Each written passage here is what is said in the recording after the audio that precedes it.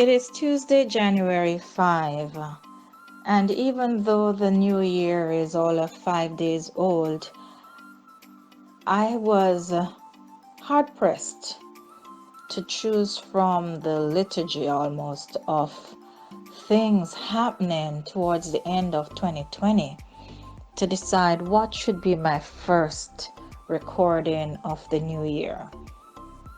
And in the middle of trying to choose, life quickly went by. And here we are, already 5 days into 2021. And although my thoughts were to mention the wonderful, consistently wonderful time I spent at Sandals Negril, and of course with an afternoon that was such a delight at Beaches Negril, I've just not gotten around to it. And they say delay is danger. It will be done, I promise. And as usual, in true Sandals style, the staff continues to outdo themselves. And as I reflect, and this moment of reflection goes deep because in my post on Facebook today, I mentioned a curly-haired, colored-eyed, beautiful little baby girl who was a guest in the kids' camp. She was not a registered guest. She was dropped off by her dad, and for some strange reason, this big, tall, thick, burly man kept watching her. As the supervisor in the kids' camp at Beaches, then it was Beaches Boscobel, just after it reopened from Super Club, Sandals had taken over, I was on the alert. You see, my training in child safety and the maternal instinct popped open. And I was concerned as to why there was a man in my nursery. Why was there a man who continued to follow with his eyes this beautiful little girl as she played, oblivious to the fact that she had the stares of this individual, but he didn't seem to bother her. And so I decided to reach out to the staff and find out what was going on. And you have to understand this too. Parents, guardians are allowed to take children in, sign them out, etc. But not to just sit there. Well, it's kind of funny to put it that way. It just didn't sit right. So, without me trying to explain myself too much, I inquired, why is this very dark man fixated on this little white girl with curly hair and beautiful eyes? You know I love eyes, right? And at that moment, I was informed that she was the daughter of our then chairman, CEO, owner, Mr. Gordon Butch Stewart. And so I opened today's presentation talking about the man who I heard of upon returning to Jamaica in 1990, the man who started Sandals Resorts International, the man who had a dream that many people found to be very comical, the man who, the first time I saw him, radiated so much hope. I remember I was at Sandals Resorts International, SRI, and that would have been about 1991, could be heading into 1992. I was there on a job interview, and he walked in, pinstripe shirt, faded blue jeans. At that time, I would not have known that this was his signature garb. He greeted me, as he greeted everyone, and spoke to me, found out I was there for an interview, and much to my surprise, he welcomed me to the Sanders family. And in my naive young mind, I had already gotten the job. Of course, the interview had to take place first, but Wood Stewart welcomed me to the family, so obviously this is my place. Now, as it turns out, I was interviewed by Merrick Frey. It was a very interesting interview. He liked a lot of things on my resume, but at the time his words were, "We can't find anywhere befitting of your skills." And he toyed a bit and did suggest that the best place within the organization for me would be as a playmaker. Now, I did not know what a playmaker was. I didn't know what a playmaker did. But in my own mind, I figured with all that I was going through in my life in Kingston, with a mother who was overbearing, stressful, and all the rest, and I just needed to get away from her, I'll take a job as a playmaker. I'm a quick study, I will learn. But somehow he looked at me again, and not his exact words, but as my fading memory would announce to me, he said, "Can't see you as a playmaker. We'd love to have you, but can't fit you into any position at this time." I vaguely remember an invitation to come again to talk to them because it was a growing company. Now, I had made application to many places. When you're young and you're applying for jobs, you apply everywhere. And I ended up working in super clubs.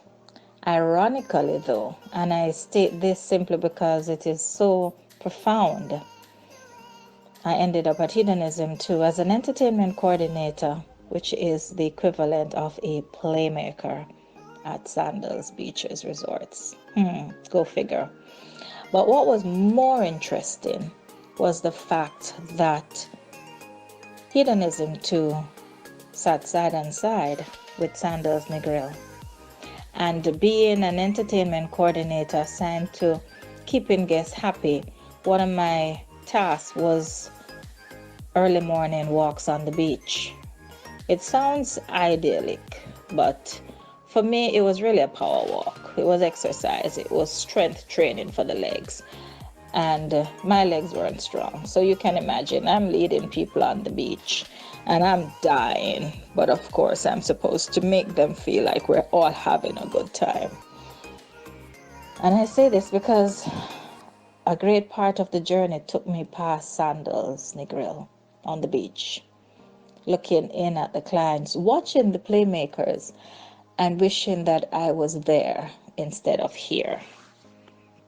Now, all of this reminiscing is not really about me, although it was somewhat of a dream fulfilling moment just December 2020, December 20th actually, and earlier.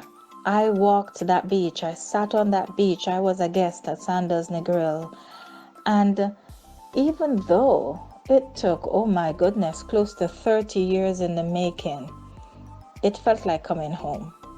And I was one of those guests who I walked past all those years ago, wondering what would become of this man and his dream, because in tourism circles, he was a laughing stock. Many people ridiculed and criticized the activities given these little leather sandals to guests, and they wore it proudly as their necklaces. And somehow, even though persons were not very complimentary because his ideas were so out of this world, I secretly sat and I'm kind of at a loss for words to describe how I felt, because I was curious about this curious man. I guess it takes the difference in people to catch my attention. Why was he going against the curve? Why was he doing things out of the box? Why was he being so different? And as time passed, I joined the team more out of necessity than anything else, with the reopening of the Boscobel property, previously owned and operated by Super Clubs, where I did my last stint with Super Clubs as well. So I went back as a former staff, knowing the property, but joining Sandals Resorts International as a brand. And I look back as I look forward, because in my mind, that was the beginning of the me that we now all know and see. It was me sitting there and watching this place that was gutted in some form and rebuilt and taken a shape and a form that was miles away from the initial look, the look that we now know as Beaches Ochi or Beaches Ocherias. And something went off in my head. How could I be like this man? This man who is so different, so innovative. What's the difference between he and I? And I started the comparison. I'm Jamaican, he's Jamaican. Okay, good. Okay, he's man, I'm woman. All right, so what? And so I had a checklist and I checked off the similarities and the differences. The similarities were so many that I made my mind up that if Butch Stewart can do it, I can do it too. I took a step of faith. I launched into my own business, and I have continued to grow as a person, still aiming for the level of success that will bring me absolute bliss, but believing that as I go, as Butch Stewart has done, I'm touching lives as I go through my day-to-day living. But I have not even formally introduced the reason for this video. And that is where we're at right now. We talk about Gordon Arthur Cyril Butch Stewart, born the 6th of July 1941, transitioned on the 4th of January 2021. He would have been 80 years old this summer, but he lived a full life. Philanthropist, entrepreneur, a man who had a heart for the place he was born, Jamaica, Ocherias, St. Anne, the Caribbean. And it's ironic because many of the tourists who have become certified sandals, many of the agents, we're not at the guests yet, many of the agents who became certified sandals specialists and made a fortune, or a mini fortune, but all gaining lifestyle beyond their wildest imagination for being certified sandals specialists. Look to the man with different eyes than many people do, because he created for us a way to do for others what they didn't even know they needed. And so I speak with love, with pride, with admiration of this man. A man who, I think he was bullheaded. He had to be. His determination and his drive to do what was in his head that made no sense to anyone. It was just something to behold. This man has built a global brand. A Jamaican man. And I keep stressing it because as Jamaicans, we don't understand the greatness that we hold. Or do we? There are Jamaicans all across the world doing phenomenal work. And that's good. And they got the influences of their environment. But for a Jamaican living in Jamaica, who decided to build a brand in Jamaica, expanding into the Caribbean, pulling the world in, it takes a different level of genius. And yes, I did say genius, and that's what I mean. We can summarize what is public knowledge, that as a businessman, he has over 25 resort properties spreading throughout the Caribbean, with the newest, which has recently been announced. His son Adam, co-chairman, announced the launch and the development of the Curacao property, which we're all waiting for expectantly. He also holds I think Jamaica's most read newspaper, The Observer, and of course being chairman of the ATL group. And when you think ATL, you think stoves and refrigerators, or you think classic luxurious cars. Whichever way you look at it, you're at the right place. Island Roots is a spring off from that as well, covering the excursion segment over many, many islands within the Caribbean, both islands with and islands without a sandals or beaches resort. He employs over 10,000 people. Now, I have tried to wrap my head around managing, well, he doesn't directly do it, but having 10,000 people on your payroll is no small feat. Veteran journalist Cliff Hughes from Nationwide had me fixed as I listened to him sharing stories of the Honorable Butch Stewart, stories that I discovered in the book. That's all good. I'll tell you that story sometime in the future. But take a listen to some of what Mr. Hughes had to offer up. Butch Stewart is undoubtedly a business icon in Jamaica. And by his accomplishments and achievements, is without doubt one of our finest sons. And this morning, Jamaicans from all walks of life are in shock, because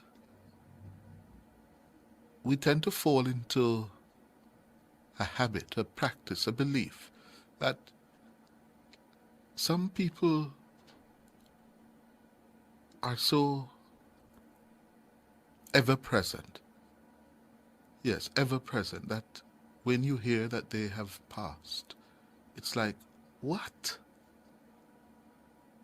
Butch was one of those. So Jamaicans are paying tributes to him at home and abroad this morning, as news of his passing is spreading across the world. Nationwide broke the news in Jamaica and the world shortly after 11 last night that he had died at the age of 79 in the United States. And one of the first persons to react to the news was the Jamaican Prime Minister, Andrew Holness. It is indeed a very sad occasion. Butch Stewart, as you said, is a Jamaican icon, a businessman of the highest order, a Jamaican, a nationalist, someone who truly and deeply loved his country. His charity and philanthropy knows no bounds in Jamaica. His contribution, his work, and his value to the society will be deeply missed. Certainly, Prime Minister Andrew Holness there paying tribute to Gordon Butch Stewart. The opposition leader Mark Golding says Jamaica has lost one of its most innovative and successful business leaders. Mr. Golding says Butch Stewart was a truly immense figure on the national and international stage. The Tourism Minister Ed Bartlett also said the sector is shaken by Stewart's passing. We all are very, very shaken by the news of the passing of perhaps the most outstanding tourism leader, entrepreneur, and salesman that Yes. Jamaica has known in the tourism industry. Certainly, Butch Stewart, having given not just Jamaica, not just the Caribbean, but the world, an enduring brand, sandals, that has become synonymous with the highest standard of all-inclusive products in the world. Former Prime Minister P.J. Patterson has also paid tribute, as well as the former Prime Minister Bruce Golding, who in the last moments has issued a statement saying the passing of Gordon Butch Stewart has come as a real shock, and Jamaica has lost someone who was without doubt the most outstanding, says Bruce Golding, creative and successful businessman and private sector leader of, quote, my generation. That's from former Prime Minister Golding. Butch Stewart, says Mr. Golding, was emblematic of Jamaica's capacity for greatness. The sandals empire that he built over the last 40 years etched its brand in the leisure market of the world and made him a global icon. Our resounding success in tourism owes much to his imagination, marketing genius, and his relentless pursuit of perfection. Butch Stewart's legacy, says Bruce Golding, is monumental and will undergird our efforts at nation building for many years to come. Another tear-jerking moment as Adam Stewart, co-chairman of Sandals Group, tweeted out photographs of the Sandals plane carrying the remains of our dear beloved Honorable Gordon Butch Stewart back to Jamaica on Wednesday. And it was surreal for me as I looked at the image as the plane pulled up towards the Sandals hangar, and the youngsters, not all young, but the family members running to meet the aircraft. This aircraft being one of those, I'm sure, that would have taken many a travel agent to the various Sandals properties. But Stewart loved his travel agents. I know that as a fact. And what was really, really the pivotal moment was when I read that for the final time, Butch Stewart, in the care of his pilots, circled along the Jamaican shoreline, allowing the team members and the guests, as well as Jamaicans who have benefited so much from this brand, to wave their final adieu to the man who was larger than life.